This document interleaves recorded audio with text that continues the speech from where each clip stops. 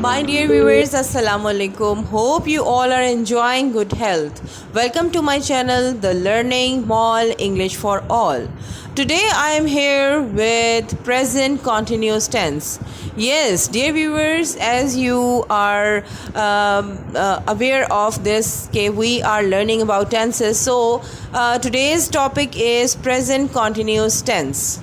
First of all, dear students and dear viewers, you can see on the screen तारीफ़ व पहचान, यानी हम किस तरह जान सकते हैं कि ये टेंस प्रेजेंट कॉन्टिन्यूस का है। तो लेट्स सी।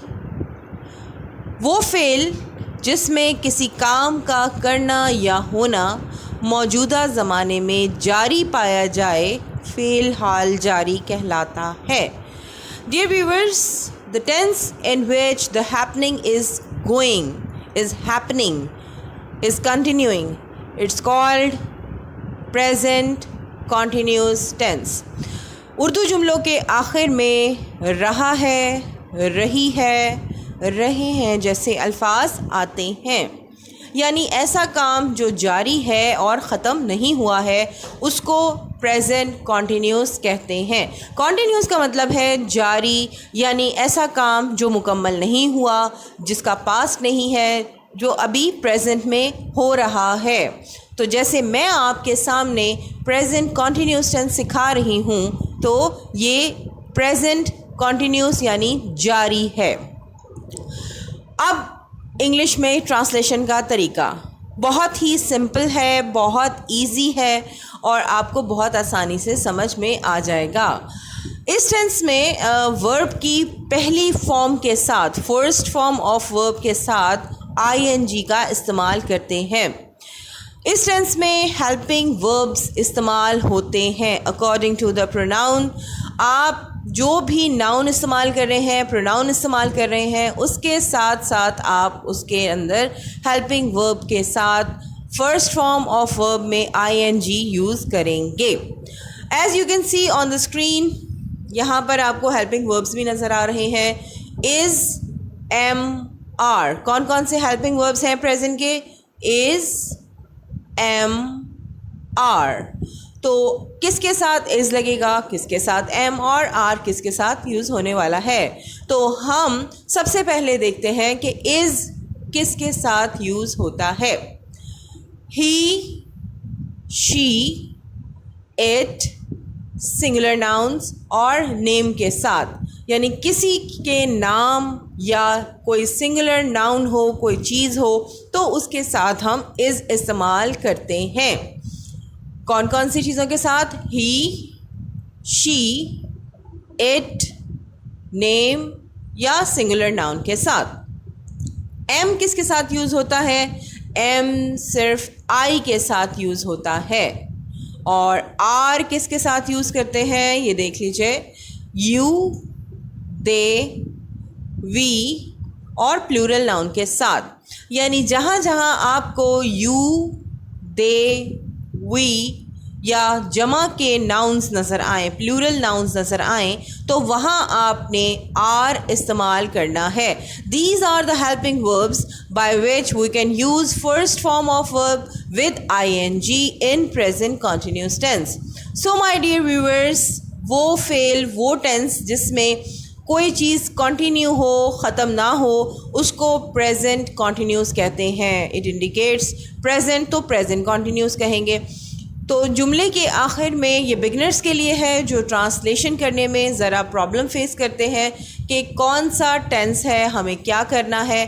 तो जिस जुमले के आखिर में रहा है, रही है, रहे हैं जैसे अल्फाज आते हैं, उसमें हमें ये मालूम हो जाना चाहिए कि it belongs to present continuous tense. तो डियर व्यूअर्स, इसमें इंग्लिश में फ़र्स्ट फॉर्म ऑफ वर्ब के साथ ing का इस्तेमाल करते हैं और ing के साथ ऐसे ही ing नहीं लगा देना वर्ब के साथ, इसमें हेल्पिंग वर्ब्स यूज़ होते हैं। प्रेजेंट इंडेफिनिट और पास्ट इंडेफिनिट टेंस में हेल्पिंग वर्ब्स यूज़ नहीं होते, लेकिन प्रेजेंट कॉन्टिन्यूस टेंस में हेल्पिंग वर्ब यूज़ होता है। तो कौन कौन से हेल्पिंग वर्ब्स हैं? इज़, am, आर, और इस किसके साथ है? ही, शी, इट, नेम और सिंगुलर नाउन के साथ, और एम सिर्फ आई के साथ यूज़ होता है। आर किसके साथ यूज़ होता है? यू, दे, वी और प्लूरल नाउन के साथ। तो अब हम इस टेंस के फॉर्मूला की तरफ आते हैं। जी तो dear viewers, as you can see on my video screen के यहाँ पर आप देख सकते हैं कि किस तरीके से फॉर्मूला ऑफ ट्रांसलेशन है। First of all we will translate declarative sentences into continuous tense. Present continuous tense को डिक्लेरेटिव सेंटेंसेस में किस तरह ट्रांसलेट किया जाता है, let's see. First of all, subject, helping verb, first form of verb, FFV stands for first form of verb with ing plus object plus full stop. Declarative sentences का formula सबसे पहले subject, then helping verb, then first form of verb, then object, then full stop. तो हमारा example क्या है? He subject है, is helping verb, first form of verb write के साथ ing लगा दिया, राइटिंग, और ऑब्जेक्ट है letter.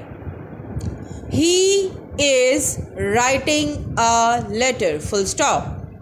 Then my dear students, negative sentences यानी मनफी जुमलों को कैसे प्रेजेंट कॉन्टिन्यूस में तब्दील करते हैं।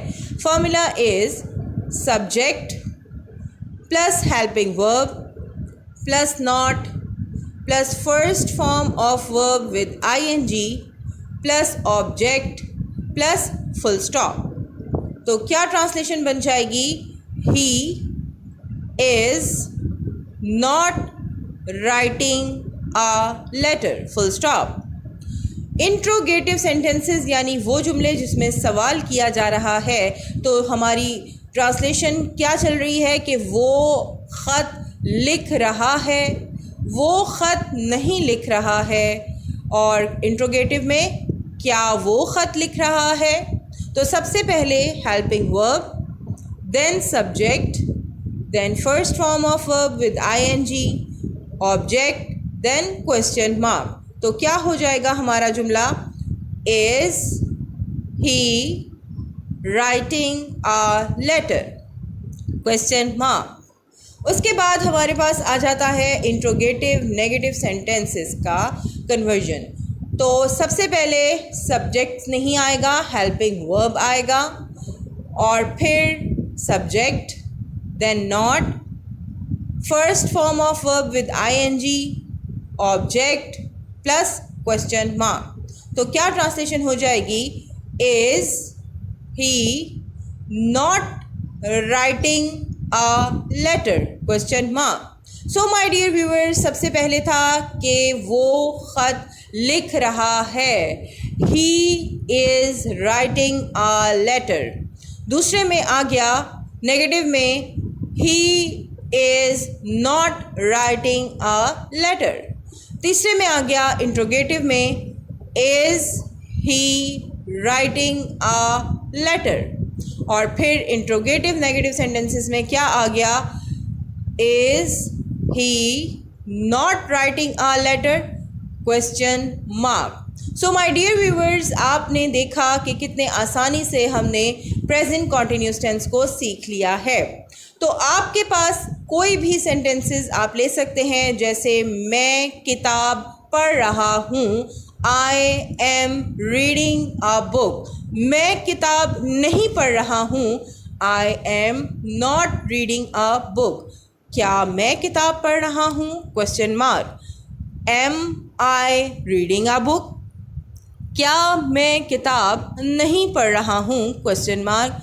M I not reading a book, question mark. तो ये आपके इस तरह के मुख्तलिफ सेंटेंसेस हो सकते हैं जिसको आपने कन्वर्ट करना है डिक्लेरेटिव में, नेगेटिव में, इंट्रोगेटिव में और इंट्रोगेटिव नेगेटिव सेंटेंसेस में। तो फॉर्मूला को जहन में रखिएगा, निशानियाँ जहन में रखिएगा कि उर्दू जुमलों में क्या निशानी आएगी और इंग्लिश में किस तरह आपने इसको ट्रांसलेट करना है।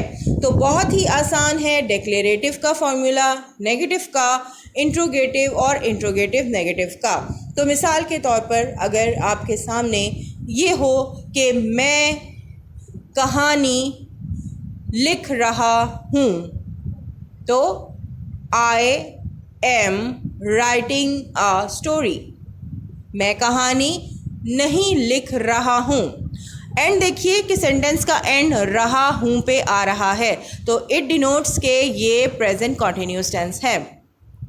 I am not writing a story. Am I writing a story? Am I not writing a story?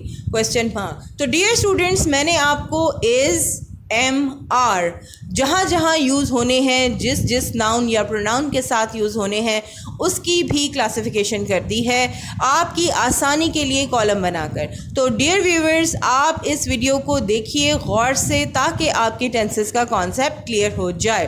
तो डियर व्यूअर्स, आपके सामने आज हमने प्रेजेंट कॉन्टिन्यूस सीखा, वो टेंस जिसमें किसी काम का करना या होना मौजूदा ज़माने में जारी पाया जाए, कॉन्टिन्यू पाया जाए। It denotes present continuous tense. So present continuous tense belongs to the situation which is happening, the action which is going to happen, which is happening. तो यहाँ पर आपने इसकी निशानियाँ जहन में रखनी है, किसके साथ क्या आना है, किस तरीके से आपने इसकी ट्रांसलेशन करनी है। आई होप कि आपको आज की ये ट्यूटोरियल वीडियो पसंद आई होगी। तो अगर आपको मेरा ये लेक्चर पसंद आया हो तो प्लीज़ इसको शेयर कीजिएगा, और अगर आपने अभी तक मेरे चैनल को सब्सक्राइब नहीं किया तो काइंडली इसको सब्सक्राइब कीजिए ताकि आप अपडेट रहें और बेल आइकन को प्रेस करना ना भूलिएगा। तो डियर व्यूअर्स, अगले लेक्चर तक के लिए, अगले ट्यूटोरियल तक के लिए अपना बहुत सारा ख्याल रखिएगा और इसकी प्रैक्टिस जारी रखिएगा। तो टिल द नेक्स्ट वीडियो मैं आपके सामने फिर हाजिर होंगी। जब तक अपना ख्याल रखिएगा। टेक केयर, सी या, बाय फॉर नाउ।